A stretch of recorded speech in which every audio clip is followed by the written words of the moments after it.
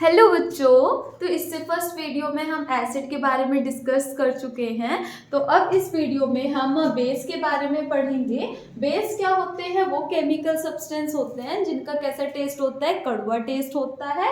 और एक जो बेस होता है वो एसिड को न्यूट्रलाइज करता है। अभी आपने फर्स्ट एसिड में जो प्रॉपर्टी पढ़ी थी वहां पे भी ये वाली बात डिस्कस हुई थी कि बेस एसिड को न्यूट्रलाइज करके सॉल्ट एंड वाटर बनाता है। तो हम इस तरह से इसे डिफाइन कर सकते हैं।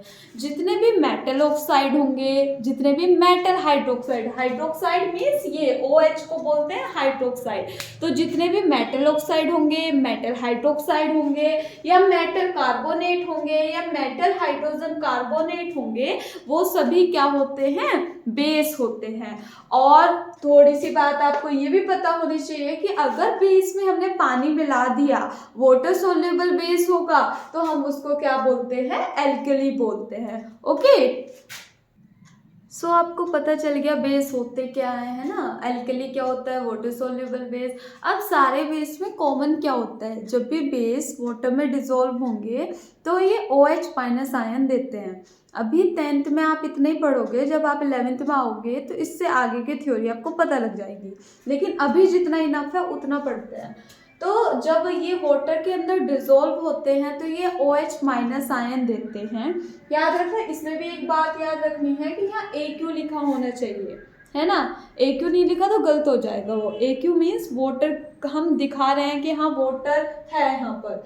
तो हमने ये दिखा दिया सारे बेस में क्या कॉमन होता है कि वाटर के अंदर घुलने के बाद OH माइनस देंगे। तो NaOH को हमने वाटर में डाला तो इसने OH दिया, KOH को हमने डाला इसने OH दिया, ऐसे ही मैग्नीशियम हाइड्रोक्साइड को इसमें डाला तो OH दिया। OH मीन्स हाइड्रोक्साइड, ठीक है। तो सारे बेसिस में कॉमन क्या होता है कि ये OH माइनस से निकालते हैं। अब यहाँ पर ये आप समझ लो स्ट्रॉन्ग बेस और वीक बेस क्या होते हैं। जैसे कि वहाँ पे स्ट्रॉन्ग एसिड और वीक एसिड था, इसी तरह यहाँ स्ट्रॉन्ग बेस और वीक बेस है।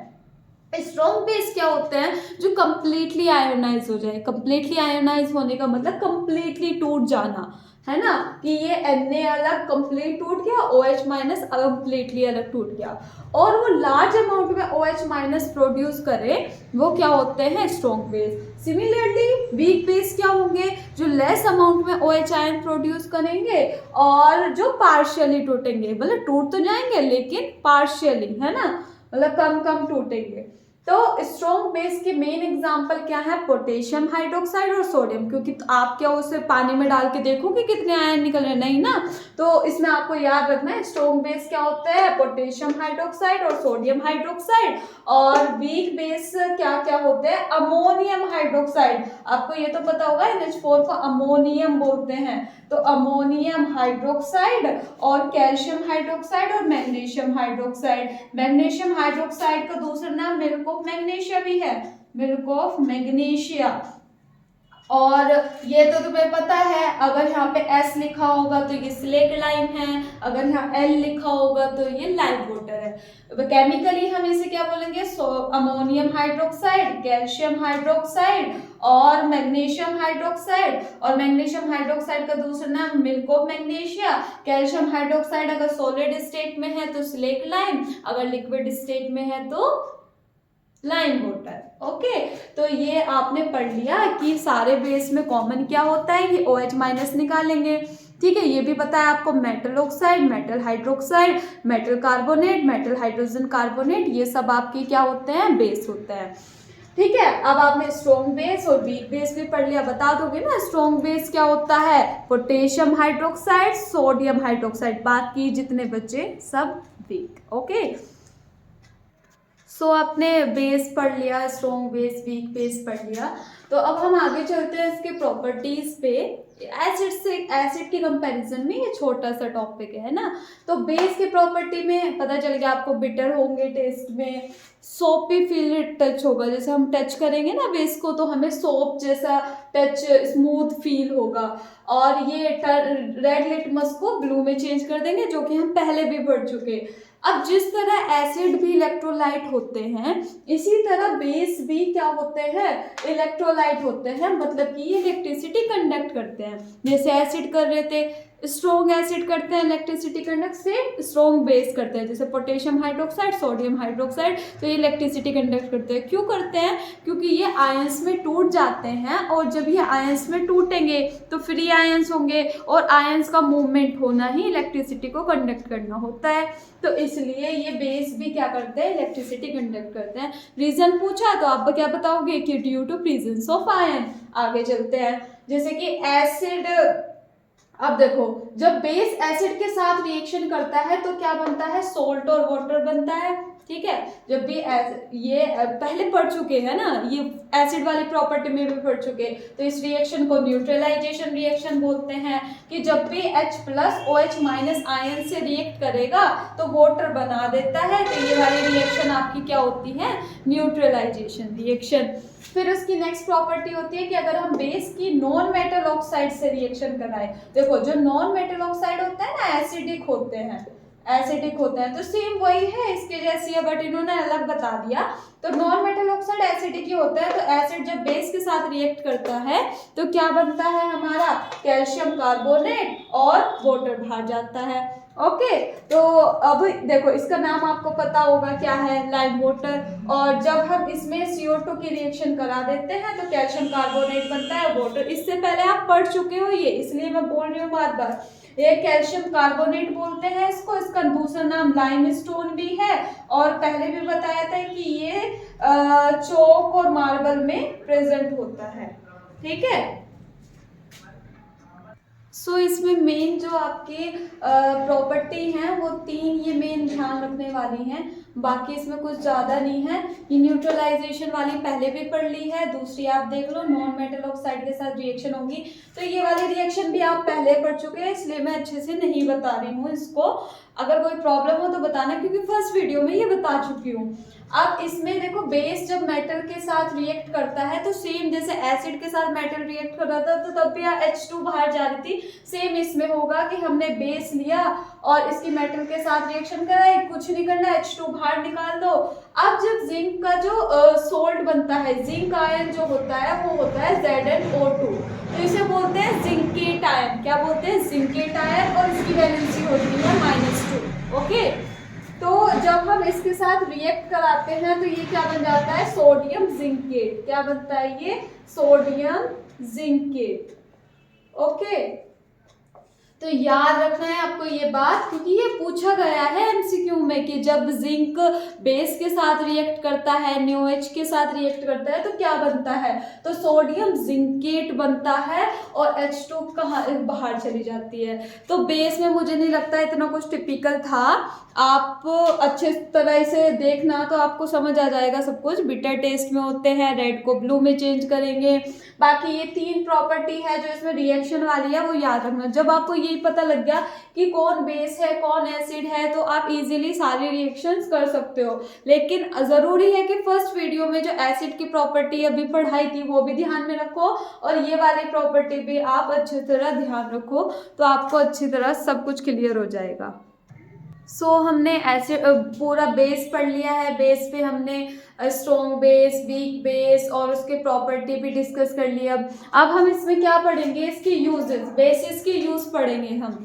अब देखो ये जो सोडियम हाइड्रोक्साइड होता है जिसे हम कास्टिक सोडा बोलते हैं, या मैं इनके नाम नहीं लिख रही हूँ, आप खुद लिखोगे अपने आप। सोडियम हाइड्रोक्साइड जिसको कास्टिक सोडा बोलते हैं, ये कहाँ यूज होता है? सोप बनाने में, पेपर बनाने में और सिंथेटिक फाइबर जिसे रेयन बोलते हैं उसको बनाने में। ये चीजें याद नहीं रहेगी लेकिन यूजेस से काफी क्वेश्चन पूछे गए हैं। ये मैंने आपको बार बार बताया कि जब ये सॉलिड एस लिखा हो यहाँ पे तो इसे सिलेक्ट लाइम बोलेंगे और सिलेक्ट लाइम का यूज ब्लीचिंग पाउडर बनाने में काम आता है। CaOCl2 इस ब्लीचिंग पाउडर को बनाने में इसका यूज होता है।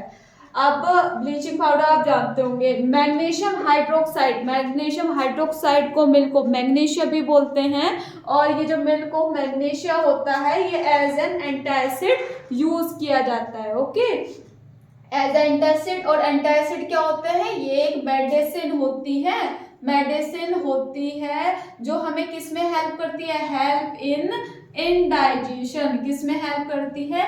इन डाइजेशन में ये हेल्प करती है। ओके, जो ये सोडियम कार्बोनेट होता है, ये जो सोडियम कार्बोनेट होता है ये वॉशिंग सोडा में यूज किया जाता है और ये वाटर को, हार्ड वाटर को सॉफ्ट करने के लिए यूज होता है। और ये सोडियम हाइड्रोजन कार्बोनेट, इसको बेकिंग सोडा बोलते हैं। और ये फूड को कुक करने में, बेकरी प्रोडक्ट में भी इसका यूज होता है। किसका? सोडियम हाइड्रोजन कार्बोनेट का।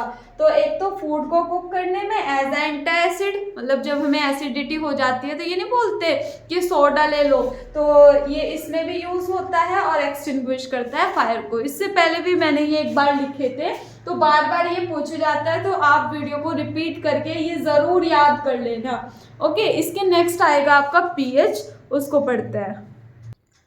तो अब हमने यूजेस भी पढ़ लिए बेसिस के, तो अब हम क्या पढ़ेंगे? हम पढ़ेंगे कि स्ट्रेंथ कैसे निकालेंगे, कि कौन कितना ज़्यादा स्ट्रॉन्ग है, कौन कितना वीक है। उसकी स्ट्रेंथ निकालने के लिए कि कौन कितना ज़्यादा एसिडिक है, कौन कितना ज़्यादा बेसिक है, तो उसके लिए पीएच स्केल आई कि हमें कैसे पता लगे कौन स्ट्रॉन्ग कौन वीक। तो इसके लिए एक पीएच स्केल बनाई गई। अगर देखो ये चीज़ आपने पहले भी पढ़ ली कि जिसमें हाइड्रोजन आयन कंसंट्रेशन ज़्यादा वो स्ट्रॉन्ग बेस, और जिसमें हाइड्रोक्साइड कंसंट्रेशन ज्यादा तो वो स्ट्रॉन्ग बेस, जिसमें कम वो वीक हो जाएंगे अपने आप। अब पीएच स्केल किसने दी थी? ये दी थी हमारे सोरेनसन साइंटिस्ट ने। किसने दी थी? सोरेनसन साइंटिस्ट ने। ये भी पूछा गया है क्वेश्चन।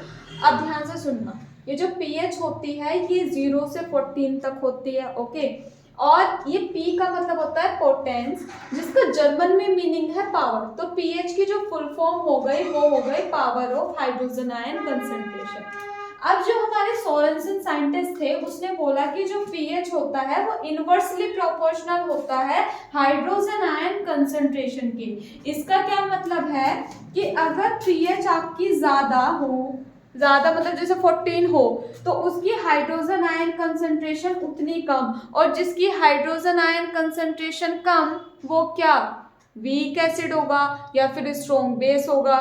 ठीक है, अगर ये पीएच क्या होगी? कम, तो ये क्या होगा? ज्यादा। मतलब जिसकी पीएच कम मतलब 0, 1, तो वो क्या होंगे? Strong acid. तो जिसकी पीएच कम उसकी हाइड्रोजन आयन कंसंट्रेशन ज्यादा, मतलब वो स्ट्रॉन्ग एसिड। इस चीज को ध्यान से समझना। इनवर्सली प्रोपोर्शनल का मतलब होता है पीएच ज्यादा, हाइड्रोजन आयन कंसंट्रेशन कम। अगर हाइड्रोजन आयन कंसंट्रेशन कम है तो क्या चीज ज्यादा होगी? OH माइनस आयन कंसंट्रेशन ज्यादा होगी। उल्टा करना है कि अगर पीएच ज्यादा, हाइड्रोजन आयन कंसंट्रेशन कम, अगर पीएच कम तो हाइड्रोजन आयन कंसंट्रेशन ज्यादा। ओके, तो ये आपने पढ़ लिया। अब इसने ना 2 स्टेटमेंट अपनी बोल दी, और जो कि तुम्हारे एमसीक्यू में पूछी गई है, तो इसलिए ये बता रही हूं मैं कि इसने लॉग की तरह से भी इसको बताया था कि हम पीएच को कैसे डिफाइन कर सकते हैं कि pH is equal to negative logarithm, log को लॉगरिथम भी बोलते हैं, to the base 10 of hydrogen ion concentration. इस चीज को आपको याद रखना है। दूसरा तरीका क्या है कि pH is equal to log to the base inverse of hydrogen ion concentration. मतलब pH इज इक्वल टू, इसमें दोबारा से पढ़ लेना, pH is equal to log to the base, इसे बोलोगे log to the base of inverse of hydrogen ion concentration. ये MCQ में ये दोनों चीज पूछी गई है, तो ये आप इसका जो मेथड है बोलने का भी लिखने का भी, ये आप अच्छी तरह से याद रखोगे। तो जिसमें हाइड्रोजन आयन कंसंट्रेशन ज्यादा होगी उसकी pH कम होगी, और इसे डिटेल में अभी बताने वाली हूँ। सो हमने पूरा सोरेनसन ने 2 स्टेटमेंट दी वो पढ़ ली। अब उसके बाद थोड़ा पीएच का पूरा कॉन्सेप्ट समझते हैं। हमने समझा कि पीएच इनवर्सली प्रोपोर्शनल होता है हाइड्रोजन आयन कंसंट्रेशन के, मतलब अगर पीएच बढ़ेगी तो हाइड्रोजन आयन कंसंट्रेशन घटेगी, और अगर पीएच घटेगी तो हाइड्रोजन आयन कंसंट्रेशन बढ़ेगी। अगर पीएच आपकी 7 से ज्यादा है तो वो क्या होगा? आपका बेस। और अगर पीएच क्या है? 7 से कम है तो वो क्या होगा? हमारा एसिडिक होगा। और 7 के इक्वल है तो वो तुम्हारा क्या होगा? न्यूट्रल होगा। अब आप क्या याद रखोगे इसमें कि अगर 3 तक है, अगर ये 3 तक है तो वो होंगे स्ट्रॉन्ग एसिड। और बाकी ये 4, 5, 6 ये आपके क्या होंगे, वीक एसिड। कौन से होंगे, वीक एसिड। बाकी 7 क्या है, न्यूट्रल है। अब यहाँ पर आ जाओ, ये आपका 8, 9, 10, 11 ये आपके होंगे क्या, वीक बेस। कौन से होंगे, वीक बेस। और बाकी 9, 10, 11, 12, 13 और 14 ये सब आपके क्या होंगे, स्ट्रॉन्ग बेस। कैसे होंगे, स्ट्रॉन्ग बेस। तो आपको ये याद रखना है। तो वो ऐसे बोलेगा कि ए है, ए की पीएच 6 है, तो बताओ ये एसिड है, बेस है। आपको पता चल रहा है ये एसिड है क्योंकि 7 से कम वाले एसिड हैं। और पूछेगा स्ट्रॉन्ग है, वीक है, तो आपको बताना है ये क्या है, वीक एसिड है। कैसा एसिड है, वीक एसिड है। ओके, तो अब इसके बाद आपको ये और पढ़ना है कि जब हम इधर की तरफ चलते हैं, मतलब लेफ्ट की तरफ चलते हैं, तो हाइड्रोजन आयन कंसंट्रेशन बढ़ती है और हाइड्रोक्साइड आयन कंसंट्रेशन कम होती है। और अगर हम राइट की तरफ चलते हैं तो OH minus ion concentration means hydroxide ion concentration बढ़ेगी और हाइड्रोजन आयन कंसंट्रेशन आपकी क्या होगी, इसमें डिक्रीज होगी।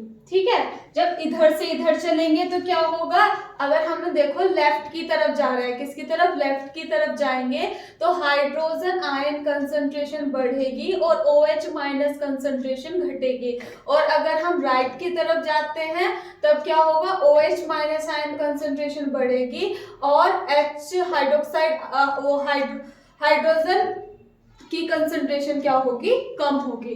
तो ये चीज आपको इसमें याद रखनी है। अगर मैं आपसे पूछूं कि एक ए सॉल्यूशन है, एक बी और एक सी और डी, इसकी पीएच है 5, इसकी है 2 और इसकी है 14 और इसकी है 8, तो इसमें बताना है कौन एसिडिक, मतलब कौन सा स्ट्रॉन्ग है, कौन सा वीक है, कौन बेस है, कौन एसिडिक है।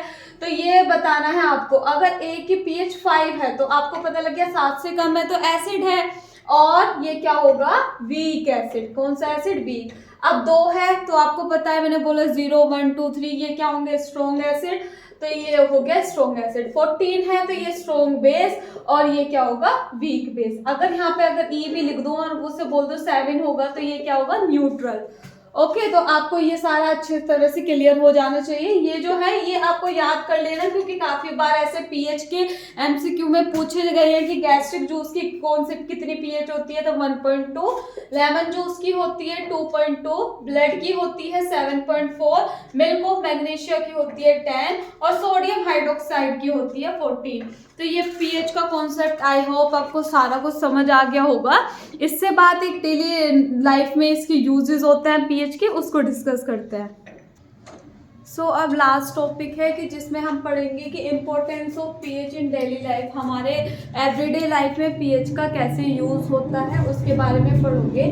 सबसे पहले फर्स्ट पॉइंट होता है कि पीएच हमारे डाइजेस्टिव सिस्टम में कैसे रोल प्ले करता है। तो अगर हमारी जो पीएच है स्टमक की वो हमारे 6 से थोड़ी कम हो जाए तो हमें एसिडिटी की प्रॉब्लम होने लगती है। तो जब हमें एसिडिटी की प्रॉब्लम होने लगती है तो हम बेस लेते हैं, ताकि वो एसिड को न्यूट्रलाइज कर दे, न्यूट्रलाइजेशन रिएक्शन हो जाए और सॉल्ट और वाटर बनेगा, जो कि आपके लिए फिर आपको एसिडिटी से रिलीफ मिलेगा। तो हम बेस लेते हैं, बेस के रूप में हम क्या लेते हैं, एंटासिड। एंटासिड आपको बता दिया 2 होते हैं, एक तो मिल्क ऑफ मैग्नीशिया, याद रख लेना इसे क्या बोलते हैं, मिल्क ऑफ मैग्नीशिया, और दूसरा हमारा है क्या, बेकिंग सोडा। तो हम 2 चीज लेते हैं, एक एंटासिड के रूप में, एक तो मिल्क ऑफ मैग्नीशिया और एक बेकिंग सोडा। अब तुम्हें ये याद हो जाने चाहिए अच्छी तरह से। तो हमने फर्स्ट ये पॉइंट क्लियर कर लिया। अब सेकंड पॉइंट पे आते हैं कि पीएच क्या कर देता है हमारे टूथ डिके। इसमें क्वेश्चन ऐसे पूछे जाएंगे कि टूथ डिके कब स्टार्ट होगा, 3-4 ऑप्शन होंगे। तो आपको याद रखना है जब हमारे माउथ की जो पीएच होगी वो 5.5 से कम हो जाएगी, है ना, तो तब तुम्हें टूथ डिके स्टार्ट हो जाएगा, तो इस पे टिक करना है। और अगर आपकी जो सोइल होती है, सोइल अगर हमारी 4 से क्या होगी, कम होगी, तो वह एसिडिक सोइल हो जाती है। अगर हमारी सोइल 8.3 से ज़्यादा हो जाती है तो वो बेसिक सोइल हो जाती है। तो अगर हमारी एसिडिक सोइल हो गई है तो हमें क्या करना चाहिए, तब हमें क्विक लाइम, स्लेक लाइम, या कैल्शियम कार्बोनेट मतलब चौक को मिला देना चाहिए मिट्टी में, जिससे कि वो न्यूट्रलाइज हो जाए और अच्छी तरह से फिर उपजाऊ हो जाए वो सॉइल। तो इन चीज़ों को आपको याद रखना है। ये क्वेश्चन पूछा जाएगा कि जब सॉइल एसिडिक हो जाए तो आपको क्या करना चाहिए। ये थर्ड पॉइंट भी क्लियर। उसके बाद है ये भी पूछा जाएगा कि एसिड रेन कब होती है, कि एसिड रेन कब बनती है। तो जब pH 5.6 से कम हो जाती है तब एसिड रेन होती है। तो आपको ये भी याद रखना है। ये MCQ में इस तरह से क्वेश्चन पूछे हुए हैं, तो आपको ये याद रखना है। तो और आगे ये है कि जब हनी बी स्टिंग मतलब हनी बी मधुमक्खी काट लेती है तो वो जो लिक्विड छोड़ती है वो एसिडिक लिक्विड छोड़ती है। तो एसिडिक छोड़ रही है तो हमें क्या लगाना है, बेस में हम बेकिंग सोडा लगा लेते हैं NaCO3। उसके बाद अगर वॉस्प स्टिंग है मतलब कि उसने ततैया ने आपको काट लिया तो वो एल्केलाइन मीन्स बेसिक लिक्विड छोड़ता है, बर्निंग सेंसेशन होती है। तो उसके लिए आपको एसिडिक यूज करना चाहिए, विनेगर लगाना चाहिए मतलब सिरका लगा लेना चाहिए, क्योंकि विनेगर में कौन सा एसिड होता है, एसिटिक एसिड होता है और इसका फॉर्मूला होता है CH3COOH। तो अगर आप इस पे विनेगर लगा लोगे तो आपको आराम मिलेगा। लेकिन अब अगर आप ततैये के काटने पे एसिड ही लगाओगे तो और ज्यादा जलन होगी। तो याद रखना जब वॉस्प स्टिंग होता है तो आपको क्या लगाना चाहिए, एसिड लगाना चाहिए, मतलब विनेगर आप यूज कर सकते हो। आगे चलते हैं। जब आंट स्टिंग में बताया था, आंट स्टिंग या नीडल लीफ वो कौन सा एसिड छोड़ती है, मिथेनोइक एसिड। मिथेनोइक मतलब फॉर्मिक मतलब HCOOH। तो जब वो मिथेनोइक छोड़ देती है तो तब हमें क्या लगाना चाहिए, बेकिंग सोडा उस पे लगा लेना चाहिए। ये पूरा टॉपिक कवर हो गया है। अब इससे नेक्स्ट आने वाली वीडियो में हम सोल्ट डिस्कस कर लेंगे। सोल्ट वाला टॉपिक इस पूरी वीडियो में बेस कवर हो गया है। तो आपको जो प्रॉब्लम हो बता देना।